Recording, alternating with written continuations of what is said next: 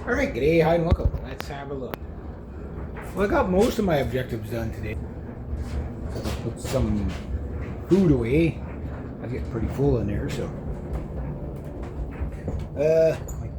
Okay, that fell in here. Well, I got the door open anyways. But there we go, there's my garage. There's my motorbike crash. I thought about putting it here, but then I thought maybe it might be better over tighter to the wall so I can walk into here. I gotta get into all that stuff.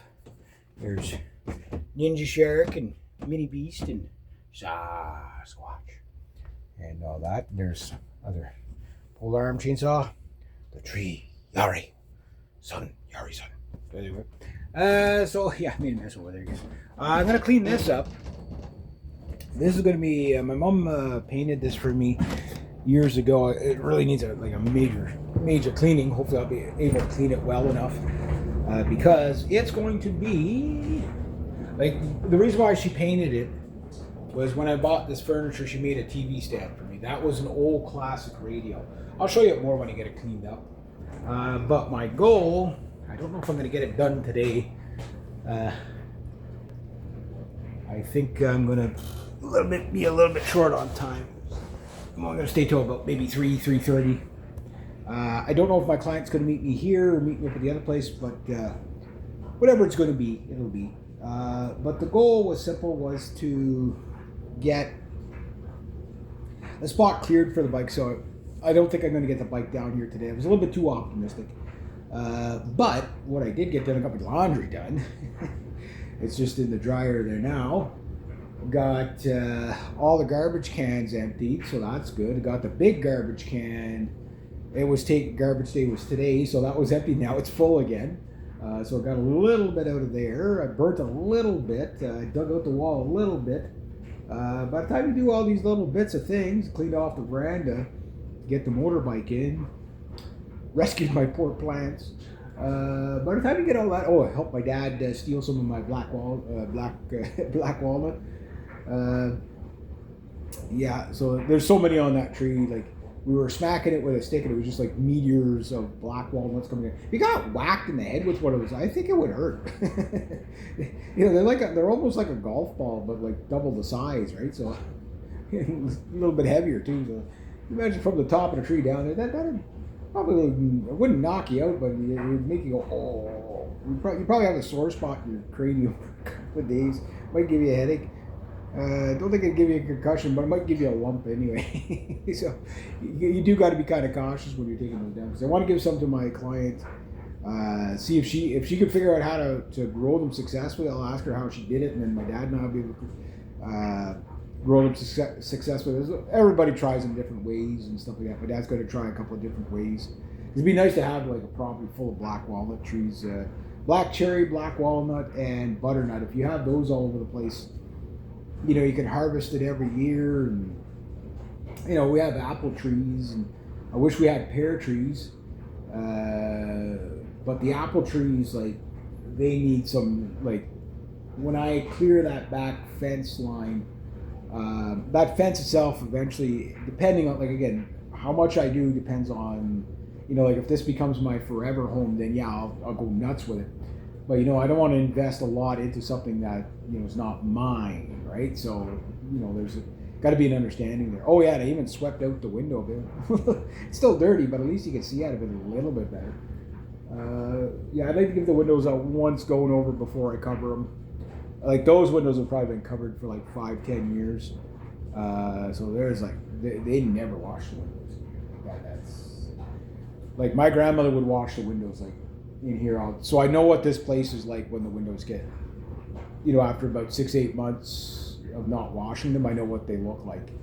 So like this kind of dirt on the windows is like, it's years of dirt, years of dirt, maybe a decade. They were down here 10 years, so roughly. But yeah, things are coming along. So if I can get the motorbike on the deck, that'll free up some garage space, much needed garage space. But like that garage is so cluttered, and like there's so much stuff to throw out. Like I was talking to my dad this morning, about if my buddy Paul and I can't get the scrap run done in time, what my goal would be to get is all the scrap up there, and I'm sure I'm not going to be taking a truck with a half load up. Like my dad's going to be like, oh, here, take this too, take this too. Every time I do a scrap metal run, like, he does wait. He comes out of the garage with about 20, 30 things and just starts chucking them in the back of the scrap metal trailer, right? So, and if I can get that scrap metal right over there where I put the big stuff, that'd be good.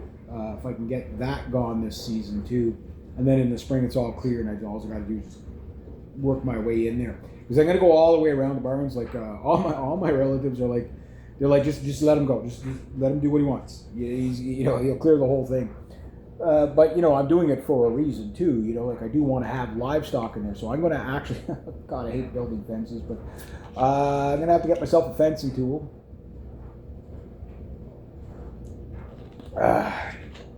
You'd think I'd done enough fencing in my lifetime, but no, I got to do more. Freaking digging fence posts.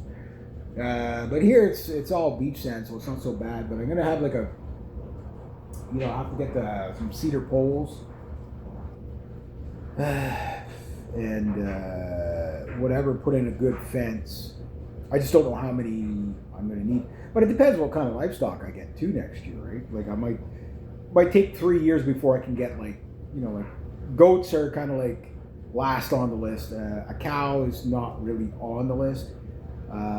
Like I'd have to be independently wealthy to have a cow, a pot-bellied pig, and all the chickens and quail and maybe even peacocks or whatever, turkeys, and a horse, like maybe 2 horses, whatever, and then maybe 2 sheep. To be able to like that's a lot of money to feed all those animals. And then of course you can't have all those animals without a farm dog, right? So the most important pet, the farm dog. So all the best dogs are farm dogs. I tell you, they make great. I don't think there's a better place for a dog than a farm. They can run. There's all the other animals. They're never alone. You know what I mean? It's such a great. If you know what I mean about farm dogs, if you've ever been around a farm dog, a really nice farm dog, you know exactly what it's like. They're always sitting with the ducks, or they're sitting, hanging out with the horses or whatever. They're always in the barn. They're always, they just have this big adventure all day, and it's and then of course they hang out with you and your family and stuff like that. Farm dogs are great. So we'll see what I do, but like. I think chickens are going to be the, plus, like if I'm still working as like crazy hours that I work, like it's not so much I work crazy hours, it's just I work all the time, 7 days a week for like, months on end kind of thing during the summer. And it's like, I don't want to do that anymore, but it's not what I want. It's, the cost of living keeps going up faster than the wages, right? So nobody wants to have to work 7 days a week, you know what I mean? But, yes, you got those sickos that are workaholics, I get that, but no, most people want to no more than 5 days a week, so that's why I'm hoping next year I can rearrange my life in such a manner that I can get away with working, say, 3, max 4 days a week, right? So I have all time for all kinds of projects and, livestock and what have you, playing live, all that stuff. A lot of that will happen naturally anyway, but once I get a vehicle, I could start doing gigs, but I need enough money to come in so I can run up my credit card again. Right now I'm completely debt-free, been debt-free now for 2 months, almost going on 3. And I'm going to stay debt-free probably through most of the winter. Maybe Christmas gifts, I have to put them on the credit card. I'm going to need a new set of work boots pretty soon. Maybe, what I'm going to probably do is, just go and put, maybe about $2,000 worth of stuff on the credit card and just pay it off throughout the winter. So buy, say, 3 sets of snow boots when they're on sale, 3 sets of work boots when they're on sale, and that should probably do me till retirement, right? So buy it now while it's still cheap. But I always think long term, because it's, for example, those jars of rice and stuff that I brought down, that stuff I bought Like that's my preps from 2012. And what I paid for that rice back then is way cheaper than what you're paying for it now. So stocking up doesn't hurt, but there's a caveat with those. Those are like hermetically sealed, so to speak, in the jars with the oxygen absorbers and stuff like that. Stuff will last for 10,000 years. Rice will last pretty much forever as long as it doesn't get wet. As long as nothing can contaminate it, it just lasts and lasts and lasts. Dry food storage is highly underestimated and like a lot of people overthink it. But you buy your little oxygen absorbers, you buy them in packs, and that's what a lot of my mason jars are going to be used for. But there's all these moonshine jugs too that if I can get proper sealing on those, they could be full of preps too. You know what I mean? And it's not about me. It's I'll feed off of it or whatever, and I have been. But I bought a lot of rice. Bought rice and noodles and stuff. Like I'm good for probably God knows how long it would take me to eat all that by myself. Like it would take me forever.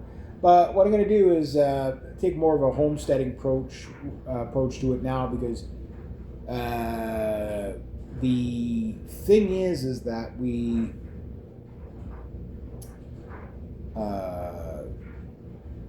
Like down here, I probably won't be cooking as many meals because I mainly eat up with the family, up there, all that. So, but at some point, once I get really heavy into the recording and stuff like that, I'll be down here like all day. Once I get internet down here, they're going to see me like once a week up there, you know what I mean? It's just, I'm not all set up yet, 100%, right? I'm not in the full production mode yet, but I am gearing up, hopefully for this weekend coming, depending if I'm working or not, to have the starting of a couple of songs that I've been working on now for a while. They've been on pause since June, because even though I was working on them, the one I actually finished, but it's like I want to give you like a phenomenal version of that song, and it was like, okay, well, my brother had mentioned that he wanted to move out of here in June, right? And with my brother, I wasn't sure whether he was serious or not. He started bringing stuff up home, okay, but like, he said he was going to take his time with it. So he said probably take me because he didn't want to try to move in a weekend type of thing. You see why, all the junk, he was just too overwhelmed with it. He didn't want to haul all the junk up there. So the way he did it was the right way to do it. Go through a bunch of stuff, throw it and again, with all the stuff I threw out, he probably threw out double or triple already. Just think about how much junk that is. You know what I mean? But I think the good news about it is that because up there they don't have the space to pack all that stuff again, so it's kind of like once you get into that like decluttering mode, it becomes an obsession to declutter, because you got your hoarders. I guess you could say they were being hoarders, whatever. But then it's like there's certain things like you just can't do it up there. So it's like, okay, well, like all the jars and little they come in handy for some stuff, but once you have say like 10 spare jars, the other 6,000 or you throw them out. Maybe not 6,000, but there was probably a better part of 600-700 jars that and God knows what I throw out. I mean, what is 3 recycling bins worth of containers, cups and glasses and plates and like how much is that? Like is it 1,000? And just container on ice cream containers. I had so much of that, and that's what was cluttering a lot of things up. And the thing is it gets a weight on you, and then you get overwhelmed with it, and then you just can't deal with stuff, right? And you have to have the mindset to not attach yourself to stuff that you're not going to use. Like, I look at stuff and I'm like, am I ever going to use this? If it's a tool and it doesn't cost me anything to hang on to it and it's something good, yeah, okay. But I've even given tools where it's just like, okay, like, do I need this? Like, I got a good screwdriver set here, 2 good screwdriver sets. Do I really need all these other kind of half-assed ones? Throw them out, give them away, scrap them, whatever. But like, I understand you don't want to throw good stuff away. And almost everything I have is actually usually good stuff. I don't have a lot of like junk stuff. Like, I have stuff that I'm gonna use once in a while, and I got stuff that I use on a regular basis. But I just got like my knife collections. Those are all really good, expensive knives. They're not impulse buys. You know what I mean? Like, they're they're my trapping knives and all that stuff. I'll have them for years.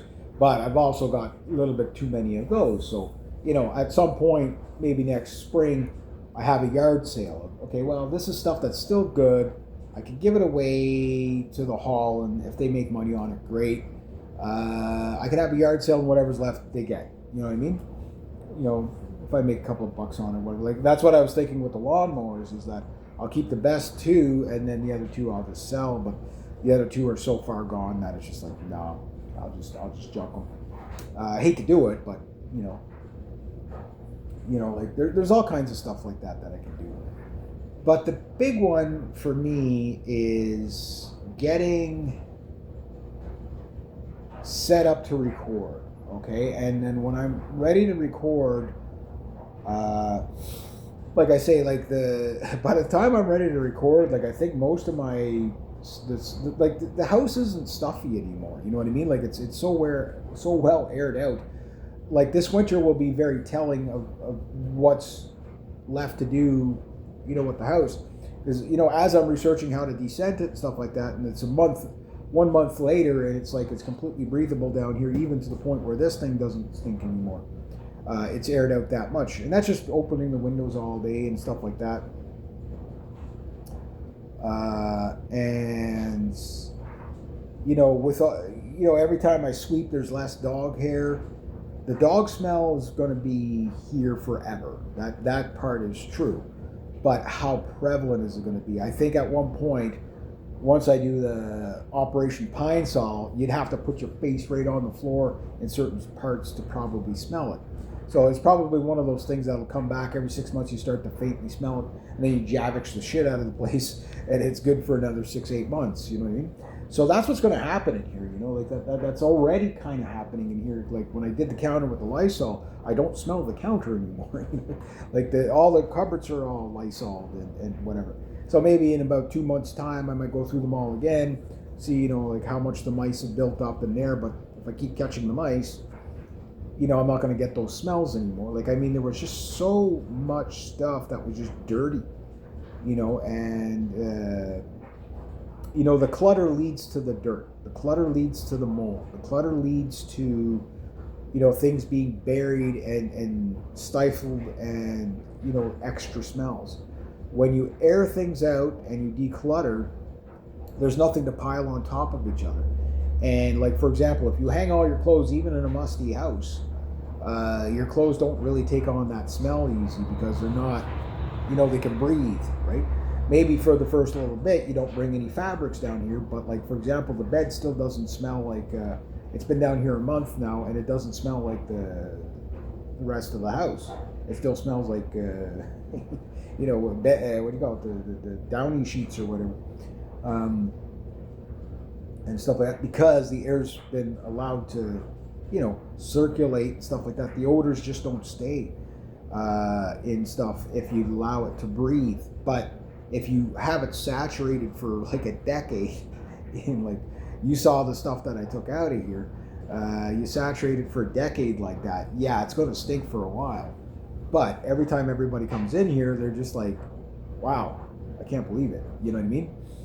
You will smell it for a while. And I was telling my friend Amanda, I said, basically I have a studio now, wink, wink, nudge, nudge. If you want to come and, practice some tunes with me and, whatever. I'd like that because I do plan on having not full bands in here because I don't know if my aunt and uncle would appreciate that.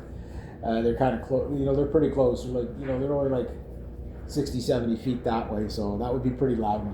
But I do like acoustic sessions and stuff like that. But it's not going to be there's never going to be an open house here like that. Very few select people. Like this is not going to be a party house. There's just too many expensive things in here for that. This is basically going to be a recording studio / home. It might turn into lessons because the thing about lessons, like I still got to get the piano in here. I still got to kind of think about where I'm going to put things, right? I do want to put the piano there because I think it's just the best spot for it. But it could also kind of go over here, but then it might overtake the door. I don't want to put anything against that wall because that's kind of my filming wall. Like it's a good wall for that, right? So I'll see how it plays out. Still haven't decided whether I'm going to go with an acoustic piano. I'd love to have a baby grand in here, or even the shortest of actual concert grands, like 6 feet or whatever. But that in itself is that's a 1,500 pound, 1,100 to 1,500 pound object. In a house. The uprights, even a full size upright, can be between 800 and 1,200 pounds.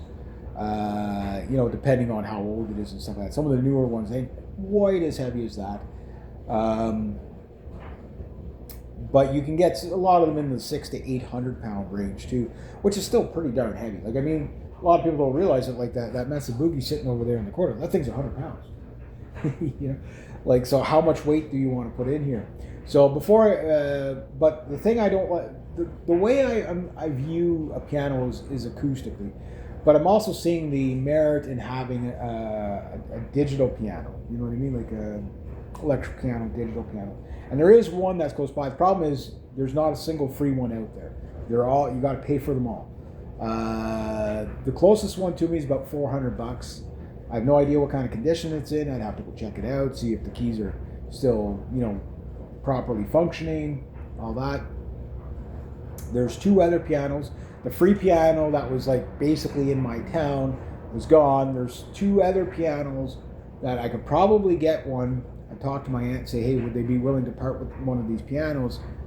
Because nobody ever uses them. They're up at the hall. Problem is they're horribly out of tune and there might be a few broken strings in it. And if there's, I want a fully functioning, But the thing about the electric pianos is they're like, the heaviest ones are like under 200 pounds. You know what I mean? So it's like, okay, maybe that's the way to go.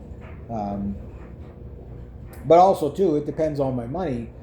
Like, once I get the piano, okay, if I get a cheaper one just to do me over, until I afford a better one, like I still got to get a stand-up bass, I got to get a cello, a viola, maybe another, believe it or not, another violin, but a more modern one, just a brand new one, and get that. But they're not priority because I have so many. I got 6 violins, so but a viola I don't have and stuff like that. And then saxophones and stuff like that, and flutes, those could come later. You know what I mean? Like the big things is to get like the thing with the electric piano. You might as well say electric piano and a keyboard are very, very similar. Now you can get cheap keyboards, but they're never full keys. They're always like 50 keys, 60 keys, stuff like that, 45 keys, 32 keys.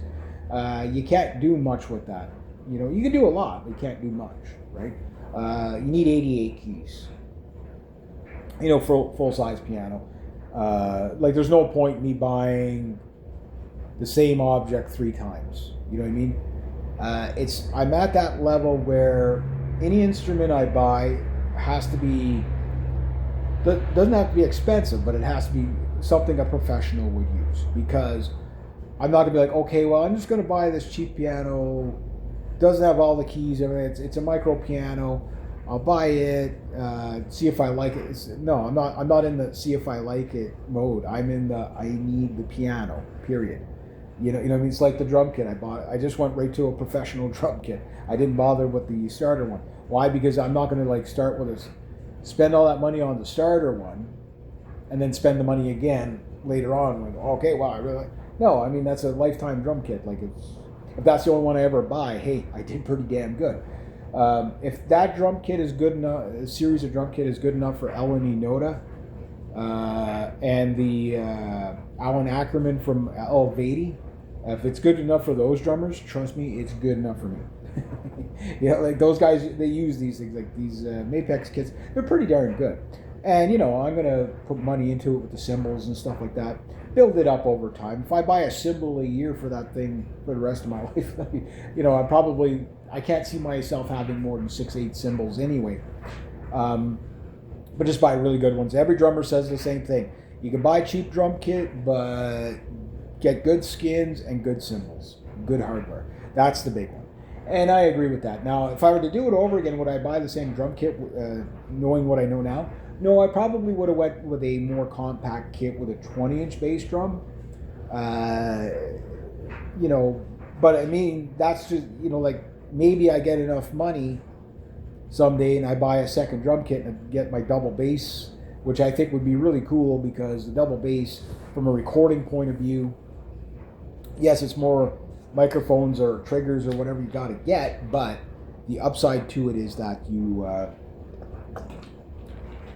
get clearer notes because you have, you have two separate drum skins that are responding, kind of one pedal on, a double pedal on one drum. You have single pedals on two drums, and you can get better response that way. But anyway, I'm going to get some more stuff done, see if I can start setting up some recording equipment. It all takes time to set up, and because it does, one of the main things about it is that, I'd like to be able to set up the mics today and the mic stands on the Mesa Boogie cabinet. I'll probably record in this room first, rather than the other room, just because the drum kit does kind of dominate the other room, and there's, I still got to set some things up in there. But what my goal is to be able to move around the setup. Like, I don't think I'll mic the drums out here. I think it'd just be way too echoey. We'll see. Again, because I don't have any sound paneling on the walls yet, right? So, but this is where I'm at, guys. I'm going from, okay, Mr. Clean, to, hey, the purpose of this building is, you know what I mean?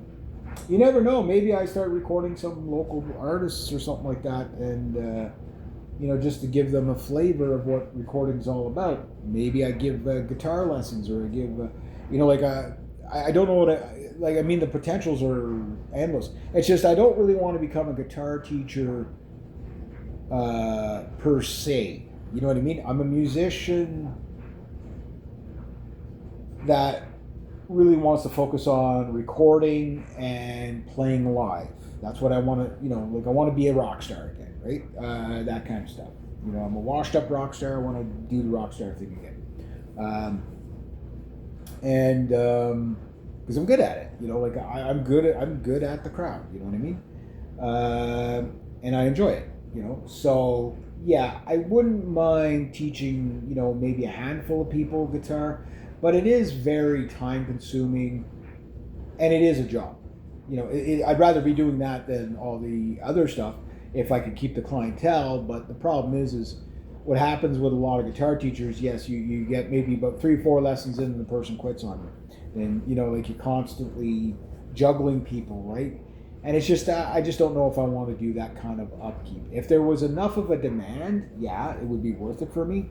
I could get outfitted very, very easily to be a music teacher. That wouldn't take me, and I could, the violin would be the last one I would be able to teach.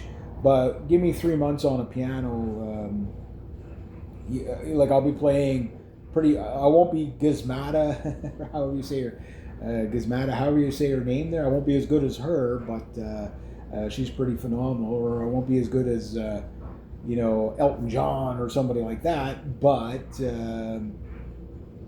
or Chopin. I'm not going to be Chopin or Beethoven, but I probably will be, say, Coldplay good. You know what I mean? Like enough that I can play enough songs that you're gonna like. And when I get the piano, I have like 3 songs that I really want to do the covers on that and start with. And if I pull it off, that'd be pretty epic. Like I thought I did really good on the Cemetery Gates one. I worked hard on that one. The next song coming up is going to be a Soundgarden song. I won't tell you what it is, but if you like Soundgarden, give me about a week or so. Because like the big thing about recording songs, just on the chair and that with the and keeping it as simple as possible. It's basically the microphones that are built into this Galaxy 5 here. That's it. Nothing more fancy than that. Very low tech, kind of works no matter what. But what's great about it is you get a really honest performance, and there's no extra added backing tracks or anything. When I see like somebody acoustic version of whatever, and then they do an overdub on it, I just like I get what you're doing, but I'm like, you feel cheated. No, I want to see you just let the instrument stand on its own, see what you come up with. And no overdubs, and just you and that acoustic guitar. It's so real that way, right? When you start to hear the overdubs and stuff like that, what they did is they pre-recorded everything and then they made the video after. Whereas that's like live in the studio. I sit in the chair, it's real time when the recording. There's no overdubs, there's no time aligning the sound with a pre-recorded track. It's this is what you would see if you were watching me live. Maybe you'll like it, maybe you won't. And do like 5 million takes until you get it the best you can. And yeah, some stuff's going to come out good, some stuff's not going to come out as good. But the way I look at it is I can take as much time. Like I practiced Cemetery Gates now for about a week, right? And then I recorded it for about an hour and a half. Once I got the song down, not to the point where I get it right, but we're at the point where I kind of can't get it wrong. That's where I try to get it to, and then I record it. Because it always seems like right after you record it, you can play it 10 times better. I don't know why that is, but I've learned not to rush songs, and I've rushed a lot of them, and it shows. It shows when you do. Like it's immortalized in when you basically hit that record button. It's there forever. You know what I mean? So do the best job you can do with what you have, and a lot of times you don't need much. Like the acoustics of the room are fine. You don't need to add reverb. You don't need to add anything. You just need to play the best you can. And a lot of people, when they see that, a lot of times they're like, wow, I wonder what this guy would be like in the studio. You know what I mean? So there's that angle of it too. So it does, and also too, it's a great way to catch your, how well your timing is and stuff like that. Sometimes my timing's all over the place. I don't play with the click, right? When I'm doing that, which is something I'm going to see if I can find a way to do it, just so I can hear the click, but you don't. So I'll have to put in like small headphones or something, just so the timing stays dead on. But sometimes too, like the mistakes also create the charm in the song as well. So like that's what makes it unique. But anyway, I'm gonna start pulling some stuff out and get some microphones set up, and I think I'm gonna have to call it a day because I actually got to do like a really quick job today, and then I don't know what tomorrow brings, but I got to go call my buddy, see if him and I are working tomorrow, and if we're not working tomorrow, then my client that I was supposed to work for today, I'll say, hey, do you want me to work for you tomorrow? And say, because I kind of need the money too, like I like having the time off, but I kind of need the money, It's like, yeah, there's always that, right? There's always that thing. But we'll see what kind of week I get.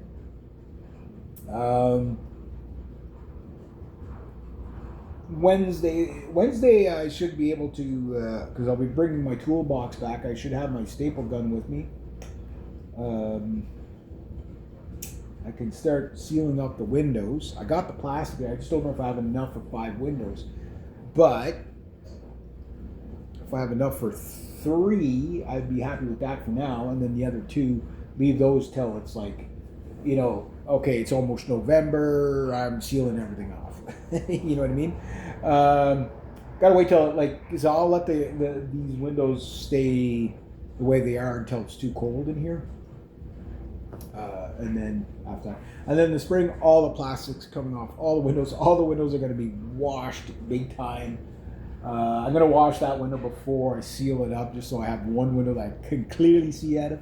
I was telling my dad there, we're talking about my grandmother. I said, like, because we're talking about all these trees and everything like that, and it's like, you can't see nothing, right? Can't see the road. I said, it's like I'm kind of like grandma. Like as soon as I hear a vehicle, I look out this window and this window or that window right away to just see who's coming. Can't tell why, because you can't see freaking branches in the way, trees in the way, all that stuff in the way. So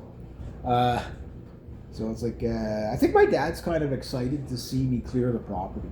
I think he's kind of excited. I think my aunt and uncle, the other day was like, oh, I'm so happy to see you with that brush cutter out there. Like, even if I don't get a lot done in one spot, but I think they understand how much work it is for one man to do it. It's a 3-year job, like to do, like, okay, if I was working at it 8 hours a day, 5 days a week, being paid to do it wouldn't take me 3 hours to get, or 3 years to get all this stuff cleaned up, right? It'd be much faster than that. But remember, I work for a living, so like the first month has just been basically trying to clean out the house, which there's still a little bit to do, not much. Like, I mean, this floor is pretty much done, and I still got to bring stuff down. I bring stuff down every morning. Right now, I'm mainly bringing down like the food supplies. I still got to get supplies, but I've been finding all kinds of goodies too. One of the things I thought was, okay, I'm gonna make my list. I'm gonna buy all this, and then I was like, maybe I should wait till I go through everything, because I go out there and I find like a can of like wasp spray. Now I don't have to buy it. I found like 5 things of like, Raid and Off and stuff like that. I found like all kinds of cleaning products. Like there's 2 things of Javix. That's like 5 years of Javix for me. You know what I mean? Like it's like, you're going to Javix the place maybe once every, month or so. You know what I mean? Like major clean down maybe twice a year. Javix the floor maybe once a month. Sweep it the rest of the time. It's going to take a long time to go through all that stuff. The Febreze bottles, like the half-empty Febreze bottles, I think I got like 8 of them, and they were just stuck behind stuff. They didn't even, you know what I mean? Like it's just stuck behind stuff. So like there's all kinds of, like there's Lysol, and then I've got the stuff I bought. There's Pine Sol. Like it's going to take me a long time to go through all that stuff. The only thing I don't have is actual furniture polish. That I might get. But then again, I'm probably going to be stripping down that table next year. I don't know what kind of, I'd love to do like an ox blood on that table. I think that would look so good. But if I do the table, I got to do the chairs. But I'm missing a chair. I'm missing one chair. But there's chairs up there that my dad might like me. They've been sitting in the